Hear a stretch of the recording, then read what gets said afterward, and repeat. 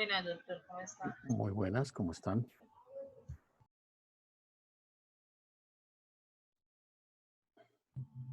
Doctor, buenas tardes. ¿Cómo está Muy usted? buenas tardes, ¿cómo están?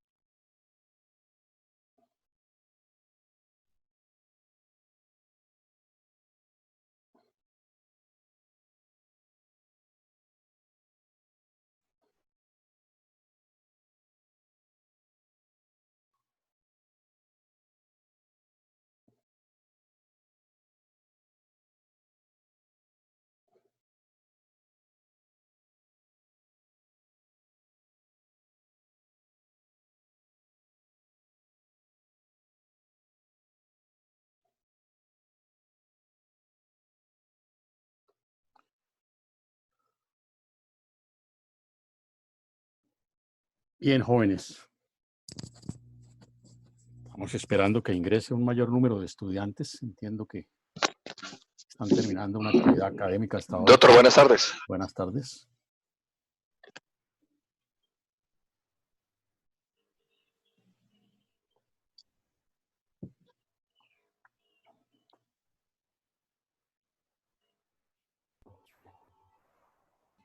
Bien, Buenas tardes, doctor.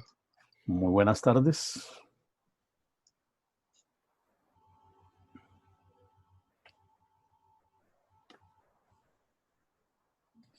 Aló. ¿Qué hubo, Mayra? Sí, cuénteme. No, ya hay unos que están esperando ahí.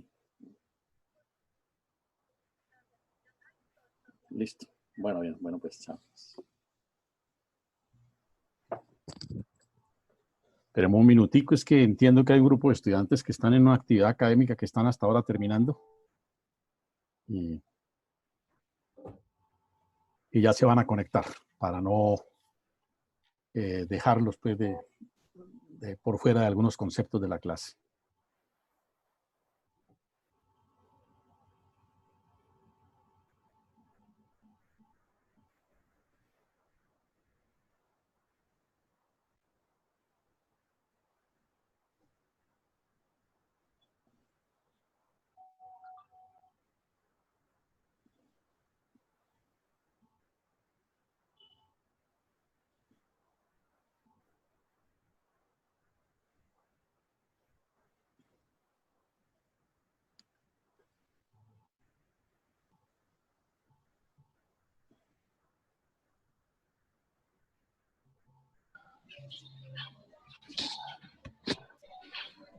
Bueno, Buenas noches, doctor.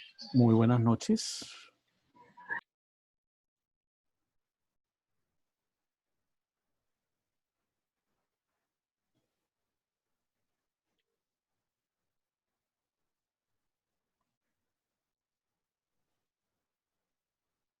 Entonces, Mayra, ¿usted ya está en la red?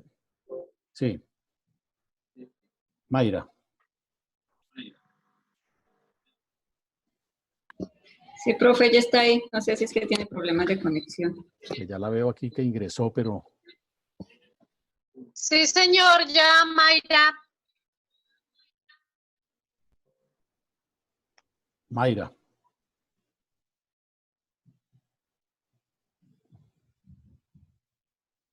Es que si no se me va todo el tiempo aquí admitiendo gente.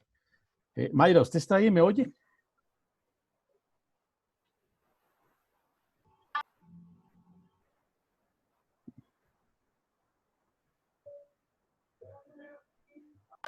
Doctor, buenas tardes, ¿cómo está? Muy buenas noches, sí, ¿cómo han estado? Profe, si Doctor, quiere, buenas. Mire, Casi yo noches. le voy a ceder la barra para que me ayuden a ingresar a los compañeros, porque como entran así un tanto listo, doctor. como por goticas, pues, entonces le voy a ceder la barra. ¿A quién? ¿A Mayra está ahí, no? ¿Quiere a mí, doctor Jaime Rodríguez? Bueno, Jamie, mira, ahí va. Entonces, Hola.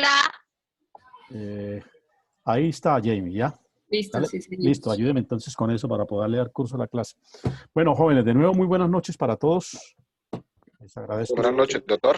Muy buenas noches, su presencia, su participación en la clase. Vamos a darle continuidad al tema que habíamos abordado en la última ocasión, relacionado con la Convención de Viena, particularmente con el tema de los derechos de los tratados, que finalmente es de lo que se ocupa este instrumento de carácter internacional. Voy a tratar de presentar diapositivas. Vamos a ver si las podemos conectar. Ahí están ya. Doctor, sí, ahí se ven, doctor. Muchas Bueno, gracias. Bueno, bien. Doctor, ¿Sí? doctor, solicito, pues, antes de continuar con el Tratado de Viena, qué pena molestarlo ahí, doctor. Digo que le recordáramos que estamos 2 alumnos pendientes por presentar parcial. Sí, sí. Eh, Entonces, sí. cuando terminemos la clase, hablamos un momentico de esa evaluación, ¿no? ¿Listo? Perfecto, doctor. Muchas gracias. Bueno, señor Choco, cómo no. Bueno, bien, jóvenes, habíamos abordado el tema de los tratados internacionales. Habíamos alcanzado a presentar algunos aspectos relacionados con conceptos previos de las 3 convenciones de Viena. Hicimos algunas precisiones acerca de su contenido, de su expedición. Hablamos de cuál es el tratamiento o el estado actual de las distintas convenciones de Viena en el derecho colombiano. Pues hablamos en ese orden de ideas de cada una de estas 3 convenciones, caracterizando, pues, digamos, los hechos trascendentes en relación con los procesos que han tenido en Colombia las 3 convenciones, y abordamos ya de manera puntual el estudio de la Convención 1 de Viena de 1969. Hicimos una referencia muy rápida, muy sucinta a algunos elementos de carácter histórico, algunos datos informativos de cómo surge la Convención de Viena, un proceso que dijimos fue de varios años, iniciativa de Naciones Unidas. Alcanzamos a hablar de la importancia de la Convención de Viena en el contexto histórico y en el contexto internacional, naturalmente.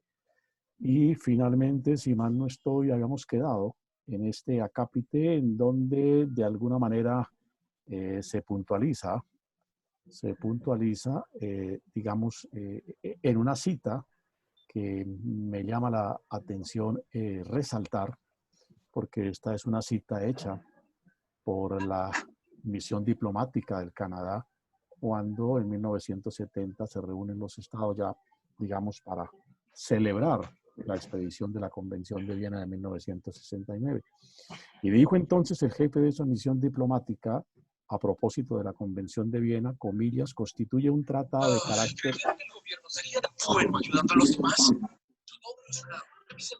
Les agradezco controlar los micrófonos, por favor. Constituye un tratado de carácter legislativo que establece principios fundamentales del derecho internacional contemporáneo. Dada la importancia primordial de los tratados como fuente de obligaciones jurídico internacionales y vinculantes para los estados y en razón de la diversidad y del gran alcance del conjunto de tratados complementarios que regulan una gran parte de las transacciones entre los estados, aquí la parte que quiero resaltar, la presente convención puede ser considerada en cierta forma como la base constitucional de la comunidad internacional de los estados. No le ceden importancia más que a la Carta de la Organización de las Naciones Unidas. Valga decir, la comunidad internacional valora la Convención de Viena I, contentiva del derecho de los tratados, como el segundo de los grandes instrumentos internacionales, como el segundo de los grandes textos de la comunidad internacional. Por supuesto, el primero es la Carta de la Organización de Naciones Unidas. Y entonces abordemos ya de manera puntual algunos aspectos de la Convención de Viena. El primero es la definición de tratado que hace la Convención. Si ustedes abren el texto de la Convención, van a encontrar que en el artículo segundo de dicho documento o de este instrumento están definidas o definidos una serie de términos, de expresiones que se utilizan a lo largo y ancho del instrumento internacional y que, como se acostumbra a hacer en muchos documentos, incluso en contratos, es necesario para los efectos de la interpretación y de la aplicación del tratado definir qué se entiende por ciertos términos. Y entre esos términos definidos, el primero de los que se ocupa en definir es qué se entiende por tratado. Y entonces nos dice la Convención de Viena, lo define de esta manera: un acuerdo internacional celebrado por escrito entre estados y regido por el derecho internacional, ya conste en un instrumento único o en dos o más instrumentos conexos, y cualquiera que sea su denominación particular. En esta definición, que es dada por la Convención de Viena, yo he resaltado aquí en la transcripción que he hecho los distintos elementos que integran la definición con un color distinto. Esto no es ahí porque estemos en el Carnaval de Barranquilla, ni porque tengamos vocación de papagayos, ni nada de eso, sino es porque he reseñado cada uno de los elementos distintivos o uno de los elementos que integran mejor la noción de tratado a la luz de la Convención de Viena: un acuerdo internacional celebrado por escrito entre estados, regido por el derecho internacional, conste en un instrumento único o en dos o más instrumentos conexos, cualquiera que sea su denominación particular. Son todas estas nociones elaboradas, sistematizadas, consideradas armónicamente, las que definen el concepto de tratado internacional. De aquí valga la pena resaltar que se insiste en que son acuerdos celebrados por los estados y el carácter de escrito. El carácter de escrito que debe tener un tratado, que no conste por escrito, pues no es, a la luz de esta definición, tratado, porque está señalado de manera expresa que debe constar, ¿sí?, con tal característica: conste en un instrumento único o en dos o más instrumentos conexos, celebrado por escrito, ¿sí? Por manera que los tratados siempre son textos escritos, son acuerdos plasmados en documentos. Por supuesto, son escritos. No hay tratados verbales, no hay tratados orales, son siempre, en cuanto se tiene como tratados, documentos escritos. Aquí traigo un análisis muy sucinto que hace Alejandro Vega Bartra, un profesor de Derecho Internacional peruano, que en un ensayo que escribe para la revista de Derecho de la Universidad de Lima, define, o mejor, se ocupa de particularizar cada uno de los distintos elementos que integran la noción de tratado internacional. La expresión acuerdo internacional refiere necesariamente la existencia de un instrumento que tenga origen en la práctica internacional de los estados, aplicándose indistintamente a cualquiera que sea el tipo de tratado. Hay variedad de tratados. Vamos a ver a renglón seguido las denominaciones que tienen las distintas modalidades de tratados. Entonces, cabe la expresión de tratado para las distintas modalidades de acuerdos internacionales, independientemente de la denominación que tengan. Las distintas denominaciones, como lo veremos a renglón seguido, corresponde a la finalidad que tenga el tratado. Pero en principio todos son acuerdos internacionales, por eso todos esos distintos instrumentos, insisto, así tengan denominación diferente, se entienden como acuerdos y por consiguiente tratados. En relación con el segundo punto, nos dice Vega Bartra, la existencia de un soporte, es decir, que esté contenido en un texto legible, celebrado por escrito. No hay ninguna otra formalidad distinta a la de que el tratado conste por escrito.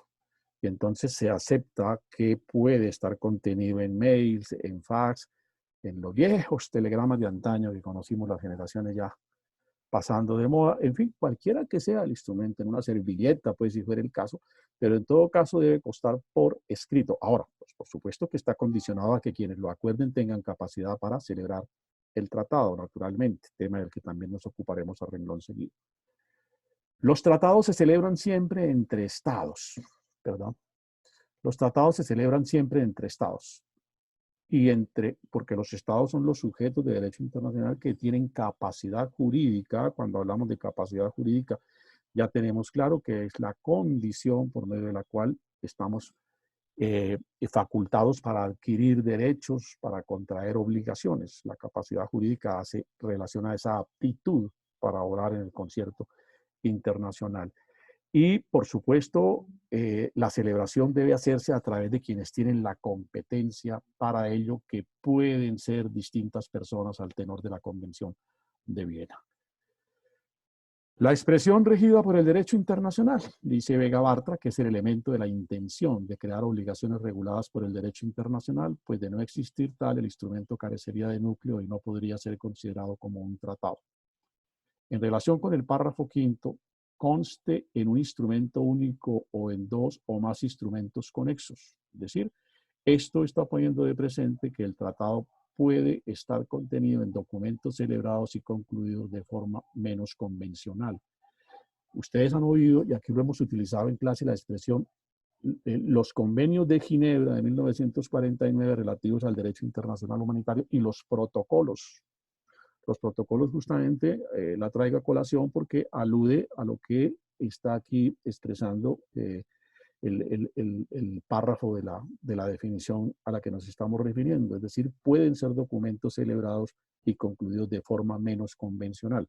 Los protocolos son como especies de otrosis que hacemos en los contratos de carácter comercial o civil. Los protocolos adicionan o complementan un tratado. Por supuesto, son acuerdos internacionales y tienen también tratamiento como si fuesen tratados. Finalmente, dice el señor Vega Bartra, al tenor de la definición, pues no lo dice él, lo dice la definición, cualquiera que sea su denominación particular. ¿Qué está significando eso? Que lo que trasciende realmente para determinar o para tener como tratado es la intención que los estados tienen al momento de acordar el documento respecto de hacerlo o no vinculante al derecho internacional. Es la intención y no la denominación que se da al documento lo que define el carácter de tratado. ¿Sí?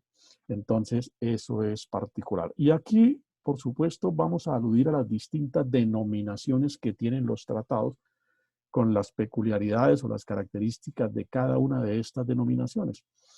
La Convención de Viena, lo estamos justamente viendo, dice en la definición de la que nos ocupamos, que es un instrumento celebrado por escrito entre los estados, cualquiera que sea su denominación particular, acuerdo, por supuesto, que celebra por escrito los estados, cualquiera que sea su denominación particular. La doctrina del derecho internacional para ciertos tipos de tratados, ha acuñado o ha ideado una denominación puntual y expresa. Me explico, según sea el tipo de tratado, los tratados tienen un nombre, tienen una denominación, tienen una manera de titularse o de identificarse. ¿Sí?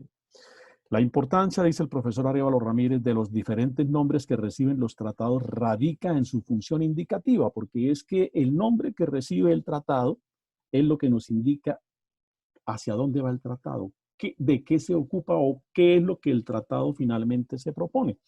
Es decir, las denominaciones indican la naturaleza jurídica y el contenido de los tratados. En ese sentido, acotamos, es importante tener en cuenta que el cambio de nombre no tiene un efecto jurídico sobre las obligaciones que cada tratado contiene. Es decir, es indiferente finalmente la denominación que se le dé, muy a pesar de la elaboración que la doctrina ha hecho para cada tipo de tratado. Sin embargo, a pesar de que un tratado pueda denominarse de cualquier forma, entre mejor se escoja su nombre, este será más explicativo e indicativo para quien lo va a ejecutar.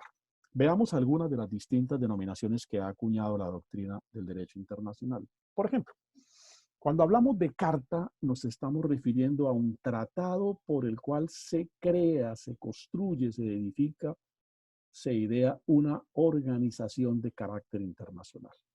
Ejemplo, Carta de Naciones Unidas, el instrumento por el cual se creó Naciones Unidas. Ejemplo, Carta de la Organización de Estados Americanos, por el cual se creó la OEA. Ejemplo, Carta de la Unión Africana, por el cual se crea el ente que regula, el ente de integración de todos los estados que conforman el continente africano. Entonces, cuando utilizamos el vocablo carta, lo que queremos significar es tratado internacional que tiene como finalidad la creación, la ideación de una organización de carácter internacional. Por eso la denominación carta es específica a ese tipo de tratados. Segundo, cuando usamos el vocablo estatuto, nos estamos igualmente refiriendo a un tratado, pero este es un tratado de carácter multilateral que tiene como objetivo la creación de una organización internacional, particularmente de los entes relativos a la administración de justicia o de jurisdicción internacional. El Estatuto de Roma, para referirnos a la Corte Penal Internacional, ¿cierto? El Estatuto de Viena, para referirnos a la Convención de Viena, o mejor, el Estatuto de la Corte Internacional de Justicia, ¿sí? También para referirnos a un cuerpo que regula o a un ente que tiene carácter jurisdiccional, por supuesto que resuelve conflictos de carácter internacional. Entonces, el término de estatuto es un tratado dado para la regulación de cuerpos jurisdiccionales de carácter internacional. El término convenio o declaración es un tratado de carácter multilateral abierto, ¿sí? En el que se hacen simplemente declaraciones, ¿sí? Se expresan, digamos, pareceres. No hay como tal un compromiso entre las partes. No hay derechos y obligaciones que emanen de ese documento propiamente dicho, sino que todos los estados, los que forman parte de ese convenio o declaración, expresan una voluntad. Ahora, los convenios o las declaraciones pueden tener pueden presentar, entre convenio y declaración se puede presentar también una diferenciación. Usamos a veces la expresión tratados o convenios. Si ustedes miran, por ejemplo, la Constitución nuestra, cuando habla de las atribuciones del presidente de la República en su condición de director de las relaciones internacionales, dice que tiene la potestad para suscribir o celebrar tratados o convenios. ¿Son lo mismo? Sí y no. Porque los términos, si bien reflejan una idea, no contienen exactamente la misma expresión. El tratado es como el género, pero el tratado utilizado de manera puntual indica un instrumento que genera derechos y obligaciones para las partes. Hay prestaciones mutuas, me da y yo le doy, cumple y yo cumplo, se obliga a esto y el otro también se obliga a esto, en tanto que los convenios son aquellos tratados, acuerdos internacionales, dice la Convención de Viena, por medio de los cuales los estados se unen para desarrollar conjuntamente una serie de acciones.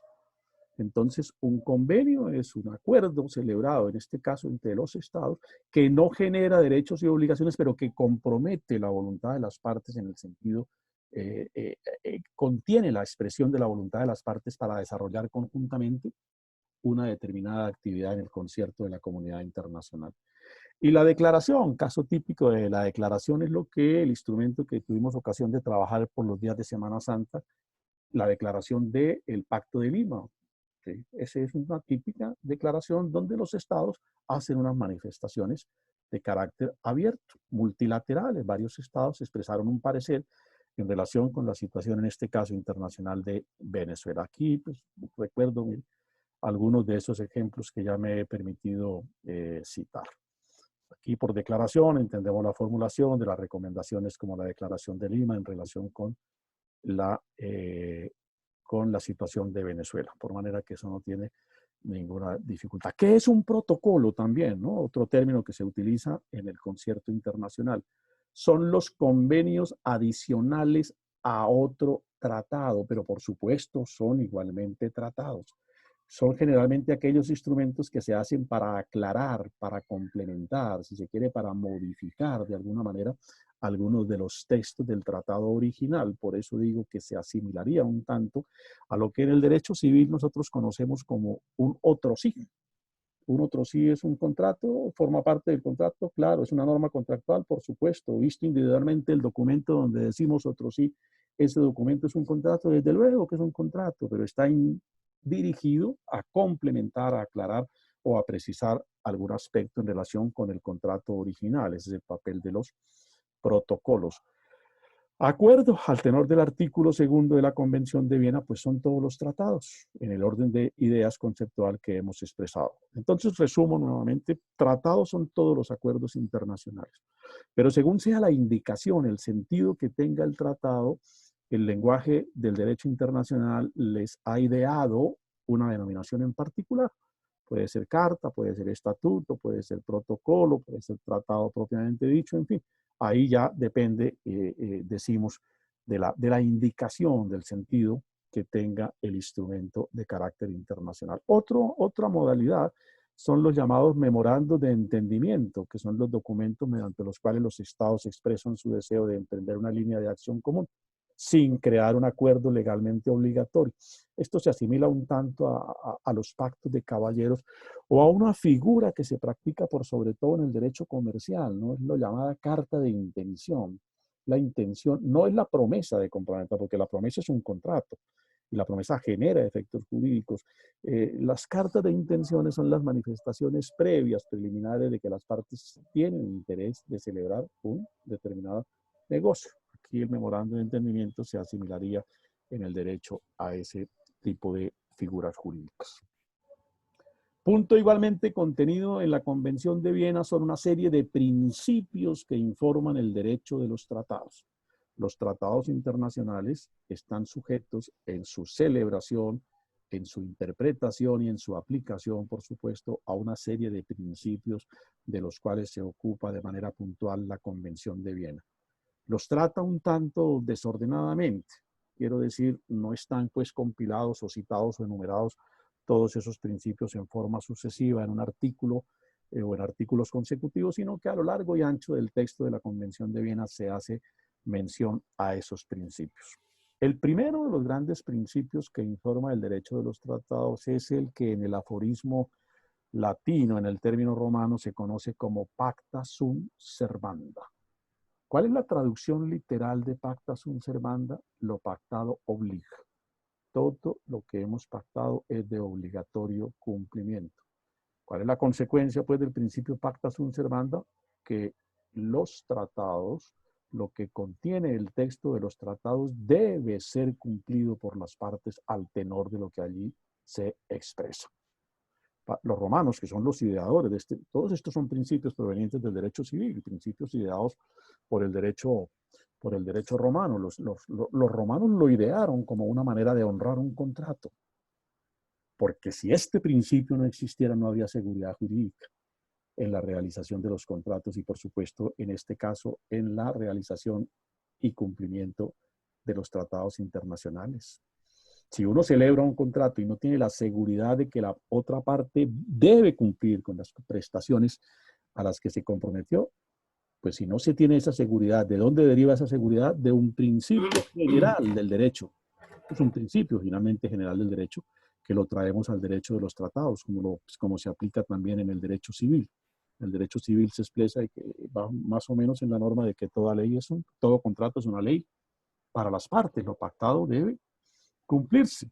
Y esos son principios que le dan seguridad jurídica, en este caso al instrumento internacional. Enfatizo, si el principio pacta sunt servanda no tuviese vigencia en el derecho de los tratados, sería muy difícil celebrar tratados, porque los estados no tendrían la seguridad del deber de cumplimiento que tienen las otras partes, que bajo el principio del pacta sunt servanda no pueden excusar, salvo unas excepciones expresamente consagradas, no pueden expresar el cumplimiento, mejor el incumplimiento de un contrato.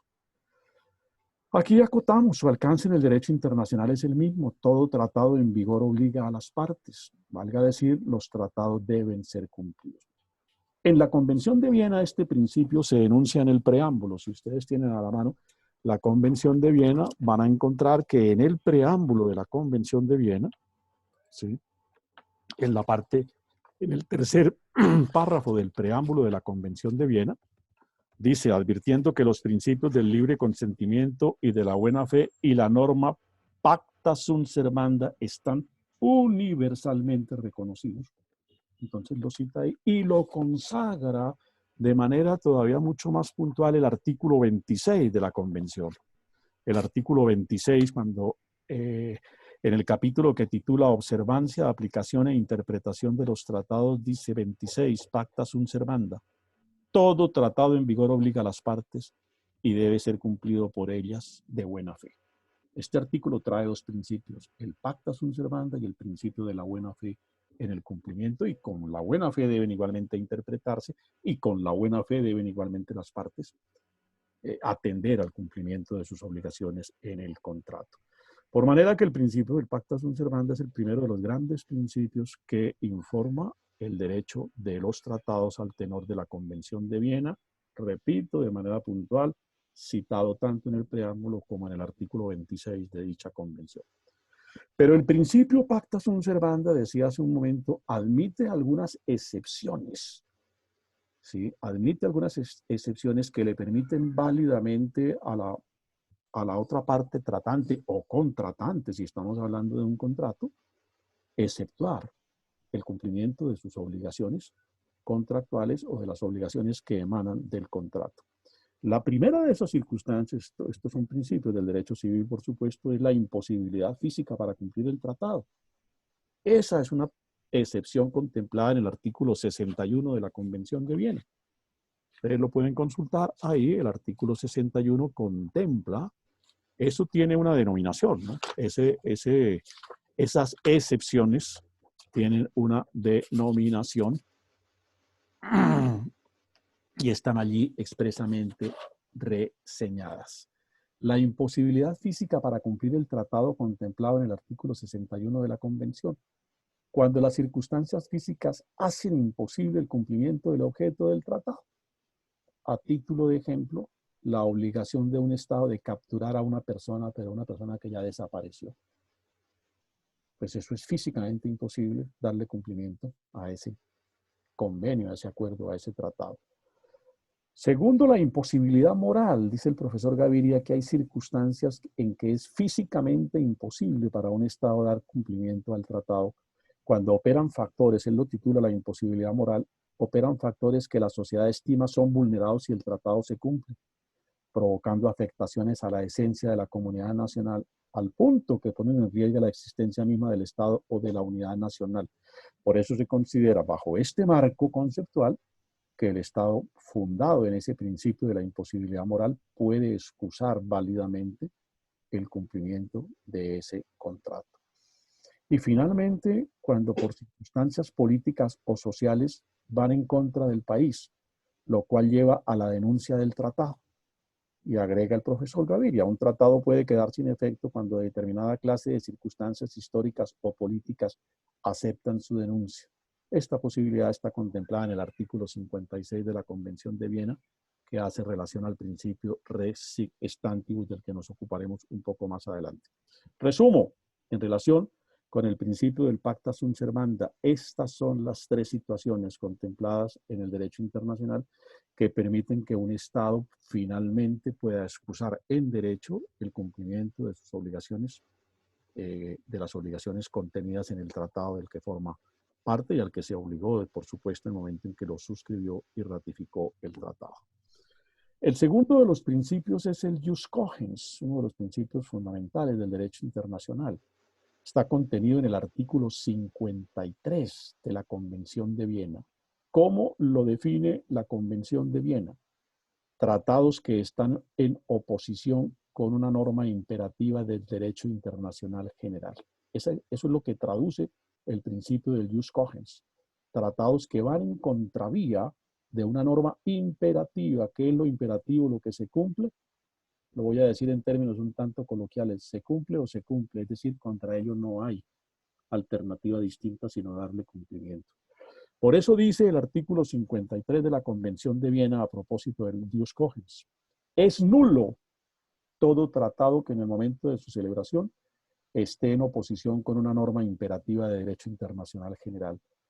La comunidad internacional, valga aquí una referencia, ha adoptado ciertos principios éticos, morales, sociales, como normas imperativas de derecho internacional y no admite que ningún instrumento pacte o que Estados hagan acuerdos en contravía de esos principios. Por ejemplo, que el Estado A y el Estado B pacten intercambio de esclavos. Pues eso va contra las normas del jus cogens porque la sociedad ha adoptado como un principio internacional la proscripción del fenómeno de la esclavitud. Eso no tiene recibo hoy en ninguna parte del mundo. Y sigue agregando la definición del artículo 53. Para los efectos de la presente convención, una norma imperativa de derecho internacional general es una norma aceptada y reconocida por la comunidad internacional de estados en su conjunto como norma que no admite acuerdo en contrario y que solo puede ser modificada por una norma ulterior de derecho internacional general que tenga el mismo carácter.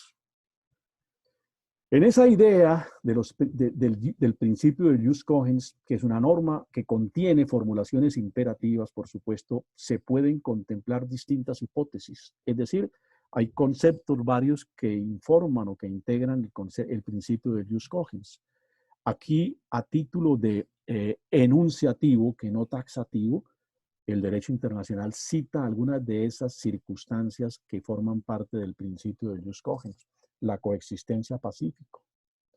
El uso ilegítimo de la fuerza es algo que no admite el derecho internacional. Luego, no se pueden celebrar tratados para hacer uso ilegítimo de la fuerza. No se pueden celebrar tratados o acuerdos destinados a el restablecimiento de la esclavitud. Sí. No se pueden celebrar tratados destinados a desconocer los derechos humanos. No se pueden celebrar tratados para fomentar, proteger o alcahuetear, pues en términos caseros, la piratería. No se admiten tratados porque el jus cogens no lo permite que favorezcan conductas como el genocidio, como los holocaustos que vivimos en la Segunda Guerra Mundial. No se admiten tratados tendientes a restablecer las formas de dominación colonial de las que hablábamos en la clase pasada. La ONU hizo formulación de censura expresa en la resolución de 1960. No se pueden admitir tratados que atenten contra la soberanía de los estados. No se admiten tratados que vayan contra la prohibición de la tortura, contra la trata de personas, por ejemplo. Eso que a veces llamamos trata de blancas, que en realidad es trata de personas. En fin, por eso digo, estas son situaciones ejemplificativas, enunciativas, que no taxativas. Ahí pueden caber otra serie de situaciones que estarían en un momento dado cobijadas por el principio del jus cogens. Entonces el jus cogens informa, es un principio que informa igualmente los tratados internacionales. El principio del rebus sic stantibus, que es también de origen en el derecho civil. ¿Qué traduce rebus sic stantibus? Estando así las cosas. Esto es una expresión que viene del derecho civil. Aquí coloco entre comillas el significado literal, estando así las cosas.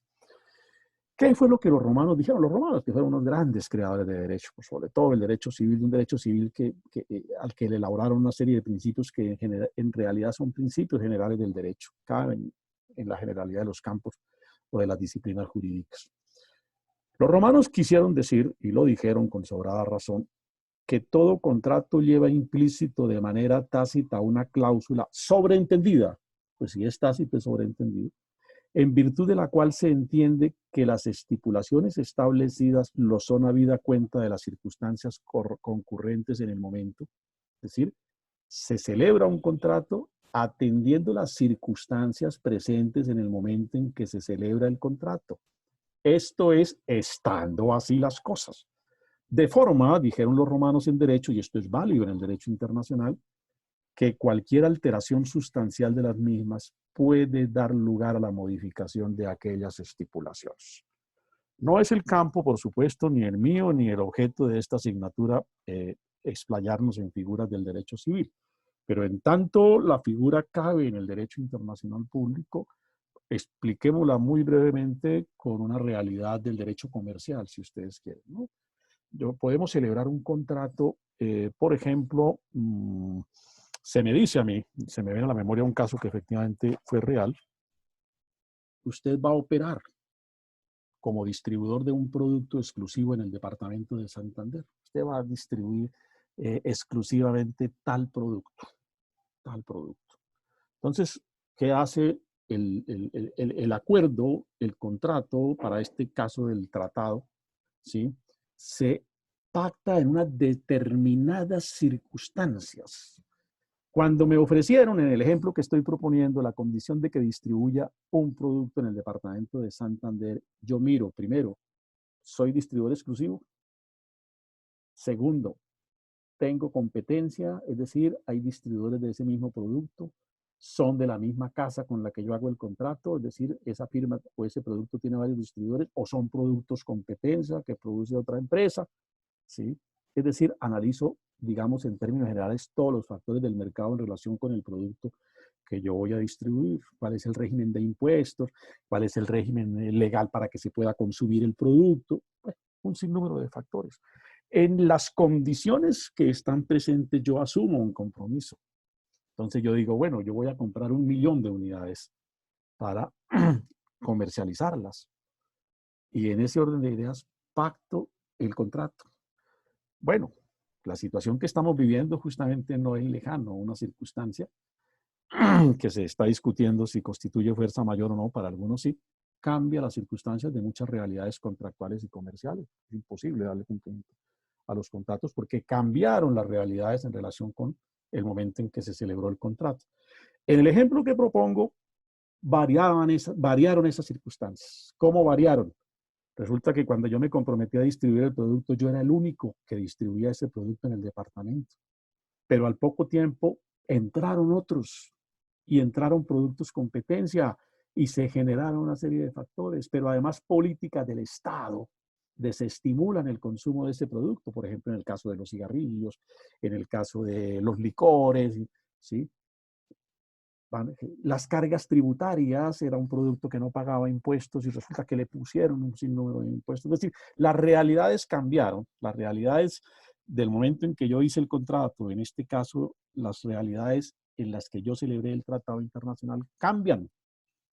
Entonces, al cambiar las cosas, el tratado o el contrato obliga, como dicen los romanos, rebus id extantibus, es decir, mientras las condiciones en que se celebró el contrato sigan vigentes. Porque si las condiciones cambian y alteran sustancialmente las realidades del contrato, necesariamente el contrato debe ser objeto de modificación, de revisión y, ¿por qué no, de terminación? Porque el compromiso es en determinadas circunstancias. Pues bien, ese principio, que aquí lo he explicado un tanto, o lo he comentado de manera un tanto rápida, que opera en el derecho civil, se aplica con la misma dimensión o características en el derecho internacional.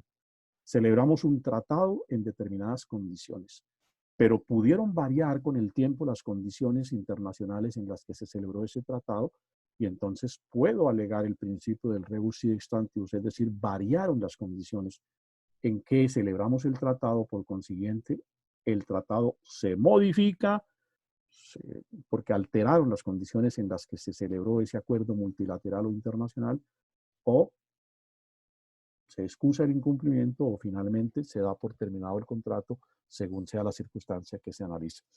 El principio del rebus id extantibus, en síntesis, lo que permite es modificar el tratado internacional cuando las condiciones en que el tratado se suscribió se alteran de manera sustancial, que afectan el cumplimiento cabal del tratado, se alteran de manera sustancial.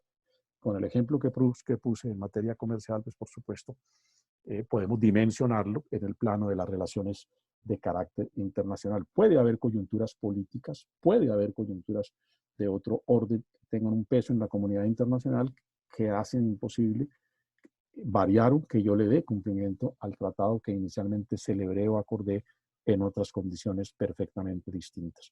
En cuanto estando así las cosas varíe, el tratado es susceptible de revisión, el tratado es susceptible de modificación porque, para cerrar el acápite, variaron las condiciones sustantivas bajo las cuales se celebró el negocio o el acuerdo.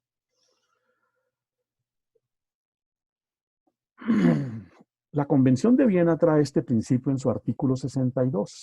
62 está contenido el principio del rebus id extantibus. ¿Qué dice textualmente?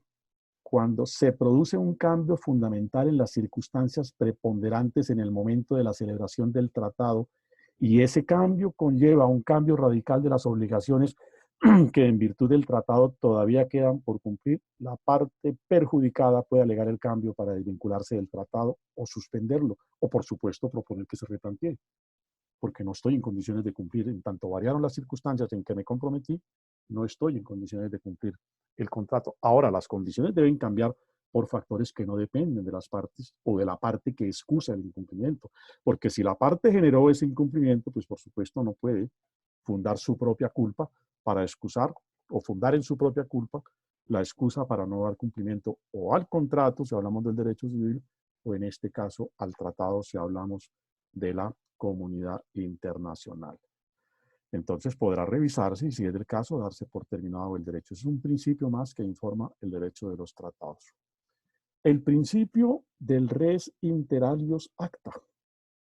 Vea usted que todos estos principios los citamos en el derecho, en los términos originales del derecho romano, porque provienen del derecho civil. Hay una profunda ligazón entre el derecho civil y el derecho internacional, sobre todo en materia de principios. No es la primera vez que nos cruzamos con esa fuente que es el derecho civil para el derecho internacional. Y eso ha repercutido, digamos, que muchos civilistas de vieja data sean también autores o tratadistas del derecho internacional. ¿Qué determina este principio? Que un tratado no genera efectos, derechos ni obligaciones para terceros, estados no contratantes o partes.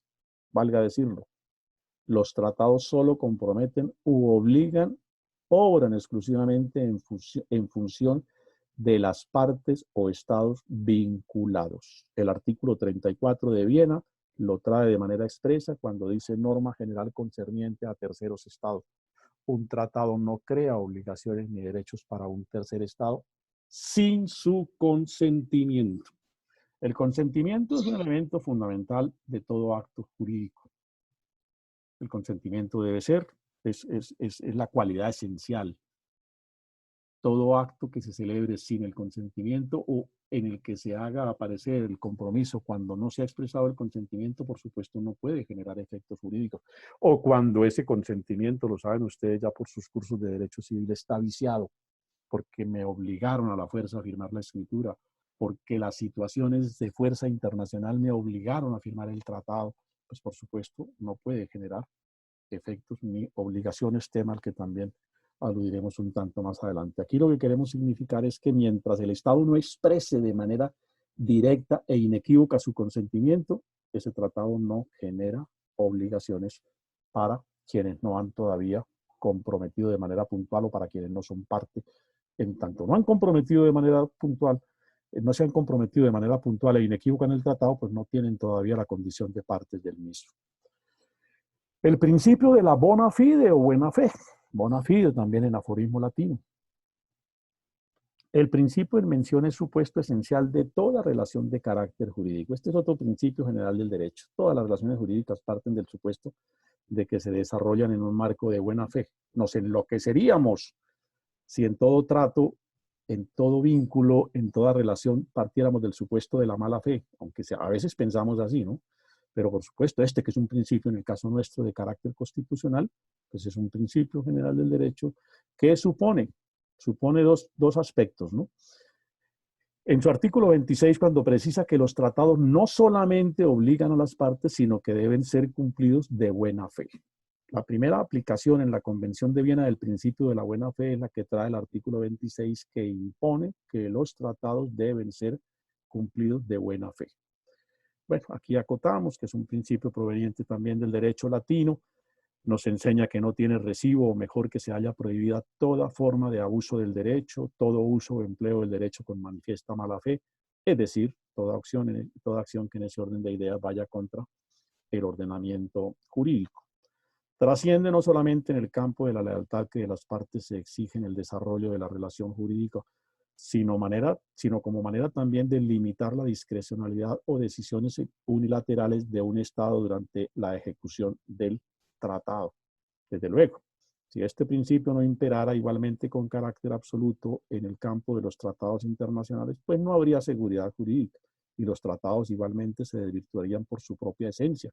Es decir, si el principio de la buena fe no es un elemento constitutivo, no es un principio inherente a la celebración de contratos o de tratados, pues estos no podrían finalmente existir.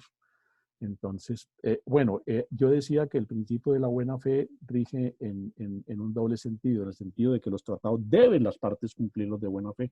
El principio de la lealtad entre las partes impone, y en este caso entre los estados, que los tratados deben ser cumplidas. Sus obligaciones, sus derechos y sus deberes deben siempre estar matizados por el principio de la buena fe.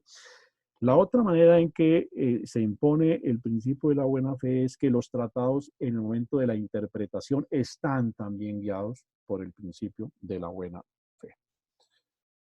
Finalmente, el principio ex consenso ad bene vinculum, contenido en el artículo 52 de la Convención de Viena, determina la nulidad de todo tratado que sea producto de amenazas, de actos de fuerza o del desconocimiento de los principios del derecho internacional vinculados en la Carta de Naciones Unidas.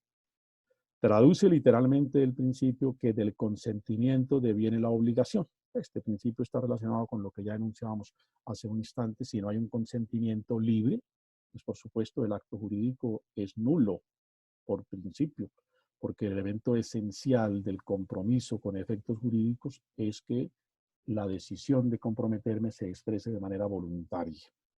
Si me obligan a firmar la escritura porque me pusieron un revólver aquí para ceder el predio, un poco lo que acontece con la reclamación de tierras ahora, pues por la situación de violencia obligó a escriturar predio, pues por supuesto esa obligación no puede surgir jurídicamente a la vida, hay que revertir esas escrituras en tanto son perfectamente nulas, por consiguiente ineficaces.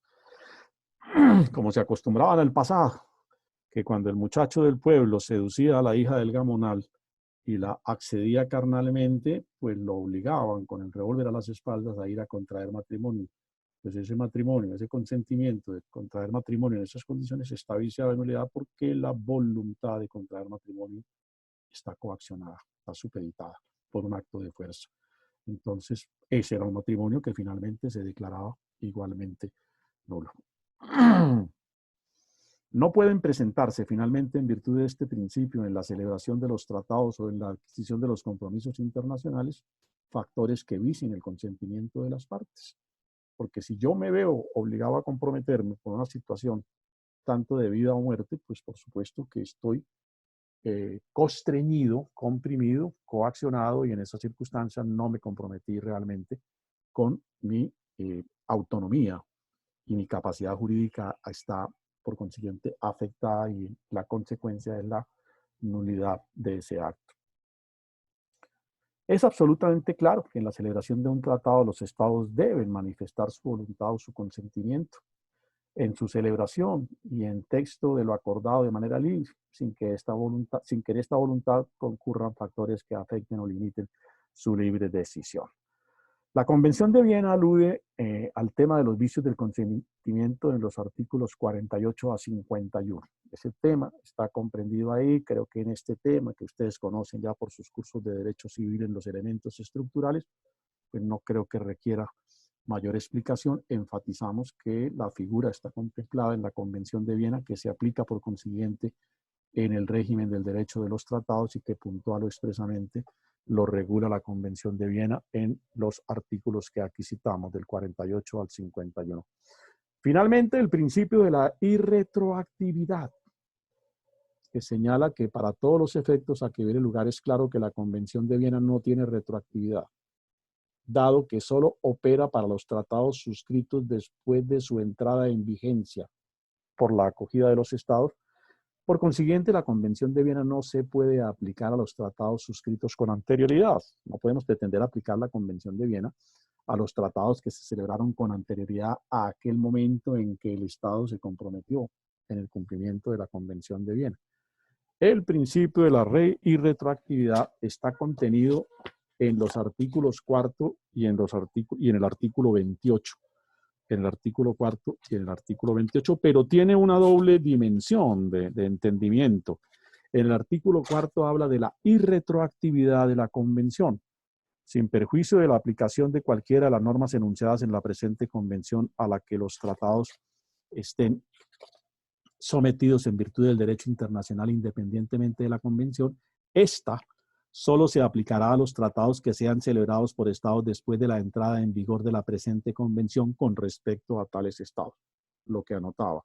No podemos pretender, en el caso de Colombia, que antes de que Colombia hizo efectiva su adhesión a la Convención de Viena, a los tratados que suscribió con anterioridad, viniéramos ahora a revisarlos con la lupa de la Convención de Viena. Es irretroactiva.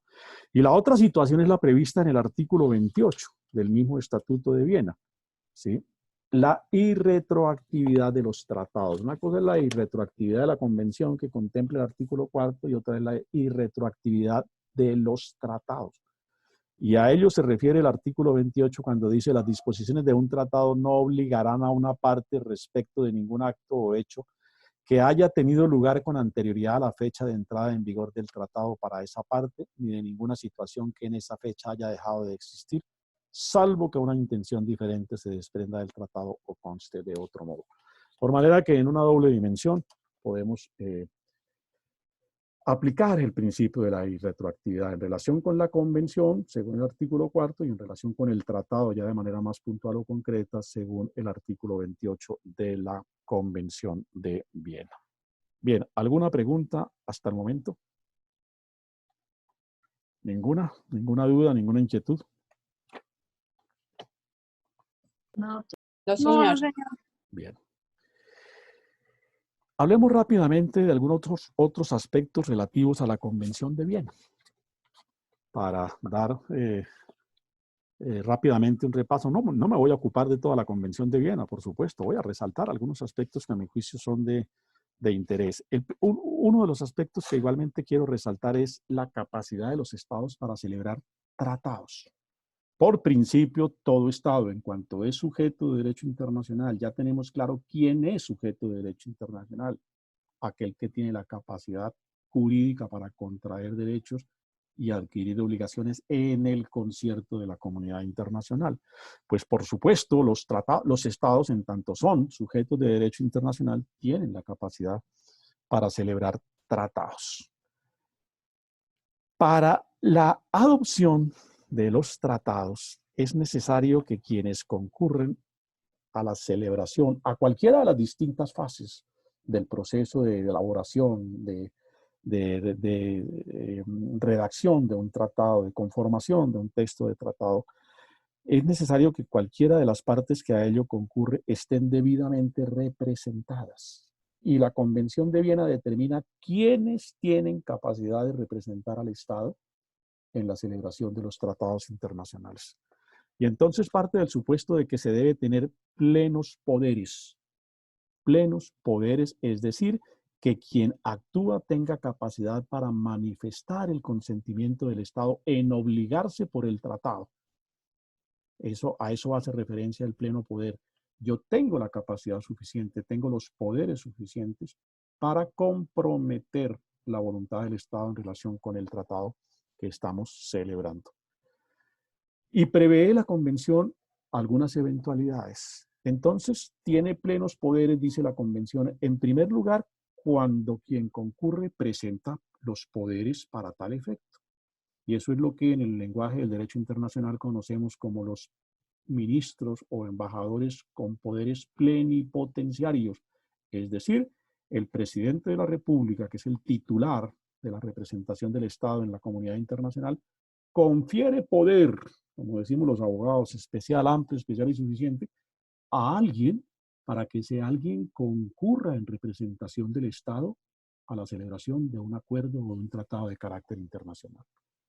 El presidente le dice a Pedrito Pérez: vea, allá van a celebrar un tratado de comercio, vaya usted que sabe de comercio, aquí le doy el poder, lo designo con plenos poderes plenipotenciarios. La expresión plenos poderes plenipotenciarios, aunque es un tanto redundante, significa que tengo la capacidad suficiente jurídica para comprometer al Estado en ese tratado.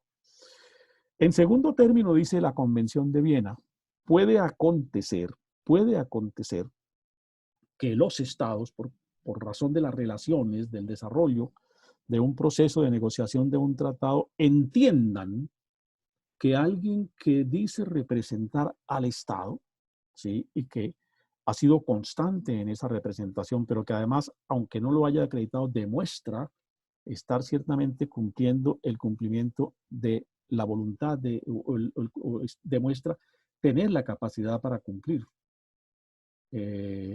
las obligaciones que del tratado emanan para ese Estado, puede entenderse que como tal está actuando con la facultad suficiente.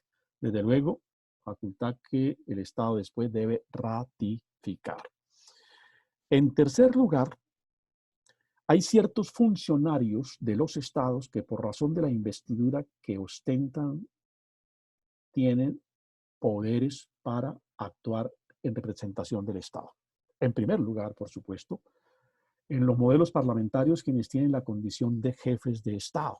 Bueno, los jefes de gobierno y los ministros de Relaciones Exteriores para la ejecución de todos los actos relativos a la celebración de un tratado. Dicho de otra manera, por virtud de la Convención de Viena, al Estado lo pueden representar en la celebración de un tratado. En el caso colombiano, el presidente de la República, porque el jefe de Estado es jefe de gobierno, y el ministro de Relaciones Exteriores, porque la Convención de Viena lo reconoce con plenos poderes para celebrar un tratado internacional. En los modelos parlamentarios, quien es el jefe de Estado, quien es jefe de gobierno y, por supuesto, quien tiene la investidura de ministro de Relaciones Exteriores. En el caso colombiano, porque como el modelo es presidencial, lo saben ustedes, se conjugan las dos condiciones de jefe de Estado y jefe de gobierno en la misma persona, el presidente, pues él está por principio con plenos poderes para celebrar tratados. Y la Convención de Viena, insisto, reconoce en el ministro de Relaciones Exteriores igualmente plenos poderes para comprometer al Estado. Recuerden ustedes que a la luz de la normativa constitucional nuestra, el ministro de Relaciones Exteriores es el director administrativo de la cartera de Relaciones Exteriores, es el jefe administrativo de esa dependencia y por consiguiente derivan también esas potestades para él. En segundo término, los jefes de misiones diplomáticas para la adopción del texto de un tratado entre el Estado acreditante y el Estado ante el cual se encuentran acreditados. Me explico. Colombia y el Perú, Chile, Argentina, España, Paraguay, Francia, el que ustedes quieran. Colombia y esos países, cualquiera de esos, tienen relaciones diplomáticas. En virtud de las relaciones diplomáticas, los estados constituyen voceros o representantes ante ese otro estado.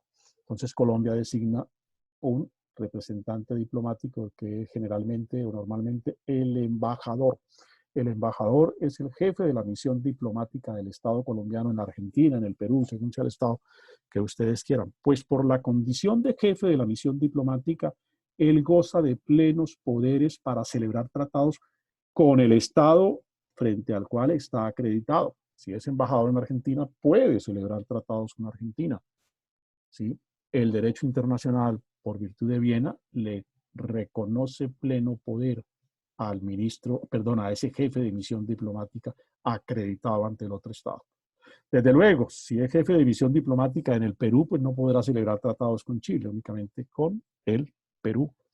Finalmente, los representantes acreditados por los estados ante una conferencia internacional o ante una organización internacional o uno de sus órganos para la adopción del texto del tratado en tal conferencia, organización o órgano. A veces los estados, por sobre todo cuando hay reuniones de la OEA o de la ONU o de organismos o sujetos de derecho internacional, integran misiones diplomáticas, ¿no? Que son apenas coyunturales para las asambleas o para determinados,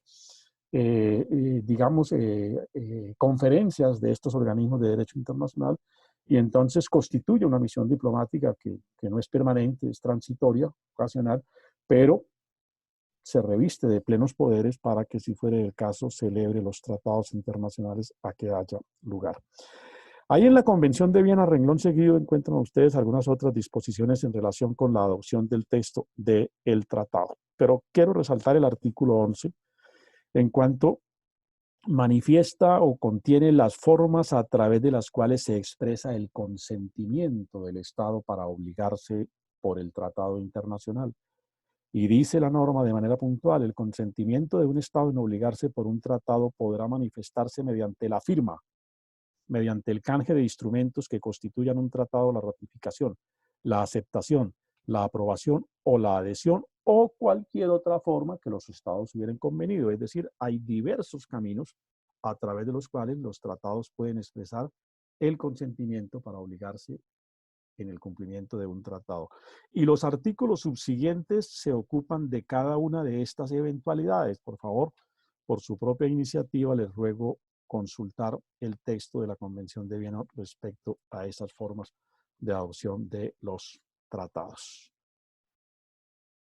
Finalmente, y regálenme 5 minuticos, yo sé que estamos ya todos cansados, pero no quiero dejar inconcluso este tema en relación con la reserva de los tratados, que es un tema fundamental del derecho internacional público.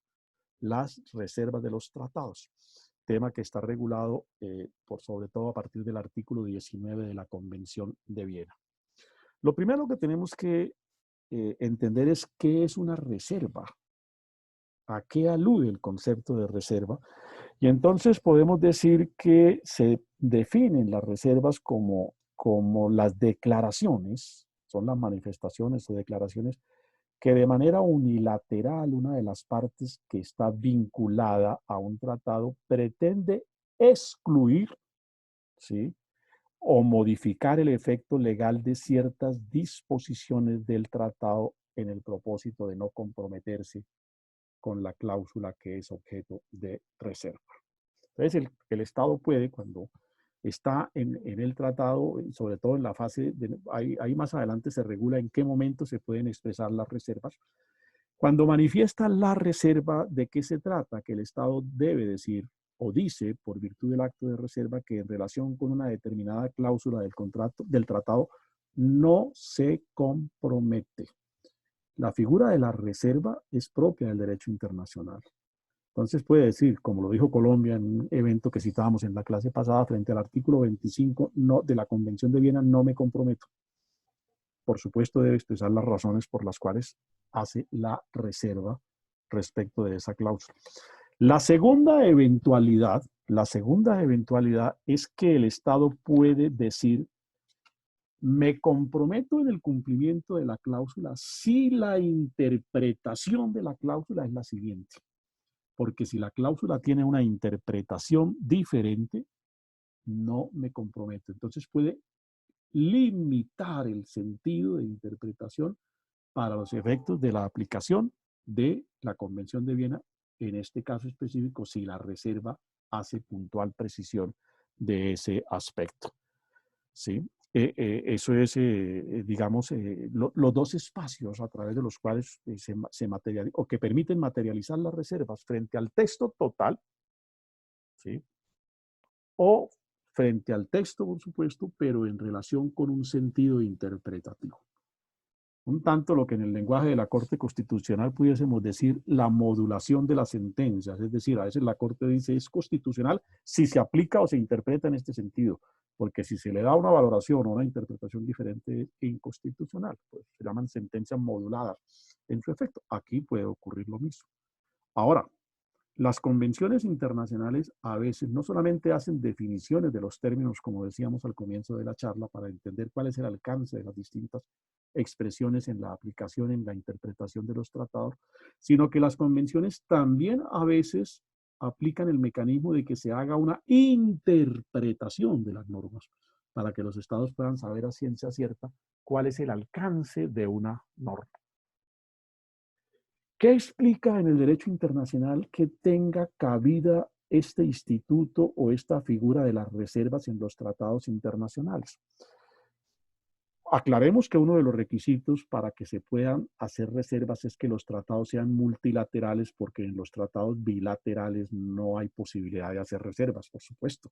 Si Colombia y España van a celebrar un tratado en el que únicamente son partes ellos dos, y Colombia dice, frente a tal cláusula yo no me comprometo, pues simplemente se borra esa cláusula del tratado, no hay lugar a una reserva de esa naturaleza. Por eso el derecho internacional admite es que las reservas tienen cabida cuando los tratados son multilaterales. Hablamos de tratados multilaterales cuando hay un número, digamos, múltiple, plural, elevado, en que los estados participan, ¿no? Entonces, eso es lo que justifica, bueno, ¿qué es lo que justifica? Que al existir un número elevado de estados que concurren a la celebración del tratado, el derecho internacional entiende que no todos los estados tienen la misma realidad, que no todos los estados están en las mismas condiciones, que no para todos los estados el fenómeno opera de igual manera, por eso posibilita que frente a determinadas cláusulas los estados puedan hacer ciertas reservas, porque de lo contrario sería imposible que la comunidad se integrara a través de los instrumentos internacionales de carácter multilateral. Y por eso permite o posibilita que los estados expresen la figura de las reservas. A ver, ¿qué más pudiésemos acotar aquí en relación con las reservas de manera muy rápida para concluir el tema por esta noche?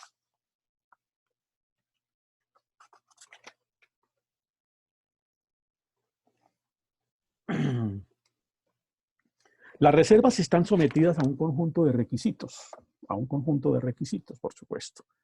¿Cuáles son esos requisitos? En primer lugar, ya lo acotábamos o ya lo advertíamos, solo se admiten reservas en tratados de carácter multilateral. Por sustracción de materia en los tratados bilaterales no hay posibilidad de formular reservas. En segundo lugar, hay cierto tipo de reservas que están prohibidas, ¿sí? ¿Cuáles están prohibidas? Cuando las reservas van contra el objeto o contra el fin del tratado. Desde luego, frente a esos aspectos generales del tratado, pues si yo hago una reserva de la razón de ser del tratado, pues quiere decir que no voy a cumplir el tratado, ¿sí? Y si hago reservas frente a lo que se propone alcanzar el tratado, pues por supuesto no puedo comprometerme en el tratado, razón por la cual no caben reservas frente ni al objeto ni a la finalidad que tiene el tratado. Y que no se prohíba de manera expresa,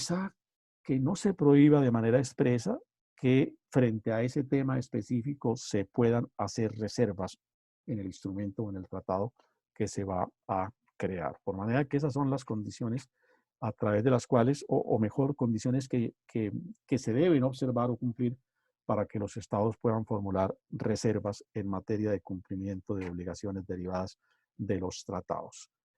Bueno, hay un trámite que ustedes lo pueden también igualmente consultar en la Convención de Viena. Pueden retirarse las reservas, por supuesto, así como es potestativo de los estados formularla, es también potestativo de los estados retirar la reserva en el momento en que, por las razones muy propias de su soberanía, de su autonomía o su libre decisión, considere conveniente retirar la reserva. Puede perfectamente hacerlo. Colombia, por ejemplo, cuando se creó la Corte Penal Internacional por virtud del Estatuto de Roma, Colombia, frente a algunas de esas cláusulas, formuló algunas reservas y por eso ciertas situaciones acontecidas en Colombia, y Colombia formuló esas reservas en relación con algunos artículos de la Convención de Viena, porque la situación política de Colombia en ese momento, por el conflicto, digamos, interno que aquí se desataba, el Estado estimó conveniente no comprometerse con la Convención de Roma o con el Estatuto de Roma, mejor, en el cumplimiento de esas cláusulas. Pero tiempo después, Colombia retiró esas reservas y entra a operar plenamente para el Estado colombiano todo lo relativo al Estatuto de Roma o al Estatuto de la Corte Penal Internacional. Entonces puede retirar en cualquier momento libremente la reserva el Estado colombiano o el Estado cualquiera que haya formulado reservas de los tratados. Bueno, jóvenes, con este perfil muy rápido sobre algunos de los aspectos trascendentes de la Convención de Viena, básicamente lo que he hecho es como enunciar las figuras más importantes contempladas o algunas de las figuras más importantes contempladas en la Convención de Viena. Ahí, ese régimen de las reservas está obviamente con mayor amplitud regulado en la Convención de Viena. Ustedes lo pueden ahí consultar, de manera que pueden acceder a una información mucho más amplia. Aquí cito como, digamos, un tanto como las normas características de cada uno de los temas, en este caso del tema o del capítulo de las reservas de los tratados. Para la próxima clase nos proponemos, y a efecto de concluir el tema de los tratados, desarrollar lo concerniente a la nulidad, la terminación y la denuncia de los tratados internacionales, es decir, maneras varias como los tratados internacionales pueden dejar de tener aplicación o exigibilidad. También les ruego en la Convención de Viena leer lo pertinente a ese capítulo del que nos ocuparemos en la próxima clase. Insisto en que lean la Convención de Viena porque para la evaluación final uno de los ejercicios de evaluación es justamente aplicar la Convención de Viena. Yo les voy a dar un par de casos en relación con situaciones surgidas en relación con conflictos entre partes integrantes de un tratado y ustedes resolverán el conflicto aplicando la Convención de Viena. Eso es parte del ejercicio que tenemos previsto o señalado hacer como nota de la evaluación del tercer y último corte correspondiente al semestre. Y ahí va a ser para resolver inmediatamente. Ahí no vamos a dar 8 días, ni un mes, ni que 2 meses después todavía nos puedan llegar los trabajos. No. Es en media hora resolvemos el cuestionario que estemos presentando y a la media hora se cierra la plataforma, razón por la cual les ruego tener una información, porque si ustedes no están informados de qué dice la Convención de Viena, en el momento de la evaluación no saben ni dónde buscar la norma, ni cómo tratar de aplicarla en el contexto de los hechos dados para resolver. Entonces, por eso les encarezco, les insisto en que vayamos teniendo, haciendo lectura, adquiriendo información, conocimiento respecto de la Convención de Viena. Apreciados jóvenes, ¿alguna pregunta, alguna inquietud, alguna reflexión complementaria? No, doctor, para nada. Bueno, si no hay ninguna inquietud en ese sentido, damos por concluida la clase, continuaremos en la próxima ocasión con el tema que ya he anunciado y les agradezco su presencia, su interés en la clase, su participación. Les deseo a todos una muy buena noche y que tengan descanso. Doctor, muchísimas gracias, muy amable. Buenas noches para todos Descanse ustedes. también, Gracias. nos vemos. Profe, disculpe esto, ¿Sí? las que tenemos pendiente del primer parcial.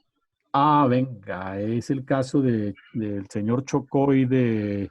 Daisy, ¿De quién, excúsame? Daisy Plata. De Daisy Plata, sí, señorita, cómo no.